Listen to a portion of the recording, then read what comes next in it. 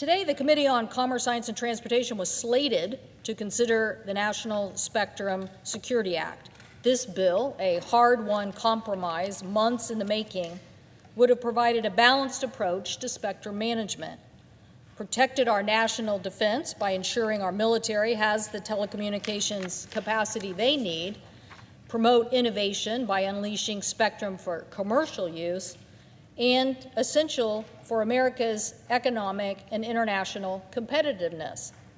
It also funded key bipartisan priorities that make our nation more secure and also increase opportunities for Americans to be competitive in higher wage jobs.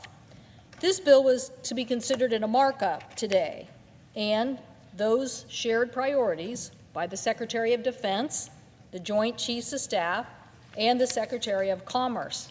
In fact, they all released a joint statement last week in support of the bill. I ask unanimous consent that their statement be put into the record. Without objection. Thank you, Mr. President.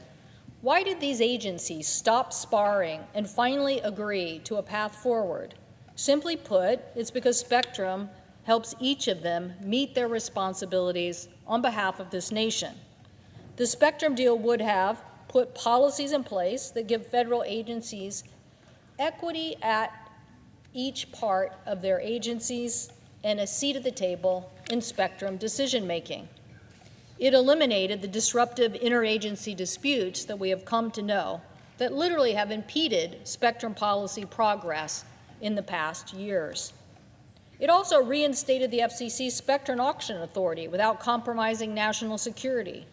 The FCC has been without its auction authority for more than a year because the fighting among these special interests threaten our economic growth.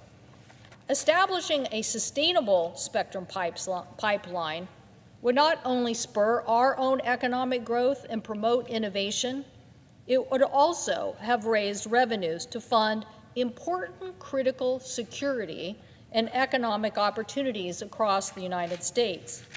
One of those key priorities funded through this legislation is the continuation of the Affordable Connectivity Program. And I will note that the presiding officer, the President, is very vocal in his support for the Affordable Connectivity Program. I thank him for his leadership.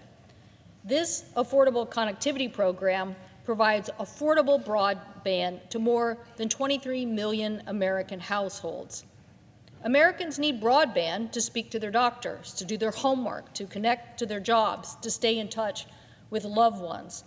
It's interesting, Mr. President, you will know that there are parts of the United States where people either can't afford broadband, nor are the fees and services requirements affordable enough for people to purchase them. I'm pretty sure there's places like that in Vermont. So it's so important to have a program like the Affordable Connectivity Program. The pandemic laid bare how important broadband access was to every American and to businesses, no different from having access to affordable electricity or heating or telephone capacity. Who are these 23 million Americans? About half of the ACP households are military families. About a quarter are African American. Another quarter are Latino. 300,000 ACP households are on tribal lands. Over 10 million Americans who use the program are over 50. So a lot of people on fixed income, elderly, but still count on affordable broadband for their daily lives. Not surprising, just as in this article that was in yesterday's newspaper in my state, the end of the internet subsidy puts healthcare lifeline at risk. And it describes the story of a woman in Idaho who literally was trying to fix her home in a rural community and actually fell down and broke her leg and then needed that connectivity to maintain connection with her doctors and her health care. These are the Americans who need this program. They're in every state. One school employee told me about a student who hadn't done their homework for weeks. Her teacher called to find out. The student didn't want to say. They didn't want to be called out in school. They didn't want any of their friends to know. They just didn't have internet services. She wasn't trying to get out of the work. She was just trying to protect her family and protect herself. We can't be asking parents to choose between a child's food and their education. But despite this demonstrated level of need, the Commerce Committee, my colleagues on the other side of the aisle, offered amendments to actually reduce the ACP program. They wanted to get rid of the program that helps these families who cannot afford connectivity. I'm not surprising because some members on the other side don't even support the ACP program. But blocking the committee progress will have serious consequences. For example, this legislation also funded a program called Rip and Replace to remove Chinese spyware from our telecom system.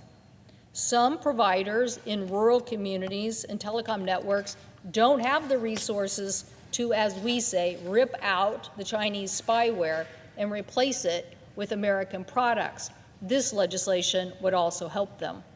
Releasing more spectrum also would lead to greater adoption of new technologies like the Open RAN system, another alternative to an open system that would help our telecom providers upgrade our infrastructure to new spectrum and get rid of the Chinese technology. Getting more of the secure technology will protect our communities from network adversaries and allow Americans to be in the lead again on telecommunication network equipment. Additionally, the all-of-government approach to spectrum management in this bill allows the United States to maintain our commercial and military leadership around the globe, including at important standard-setting bodies where adversaries are going to make inroads.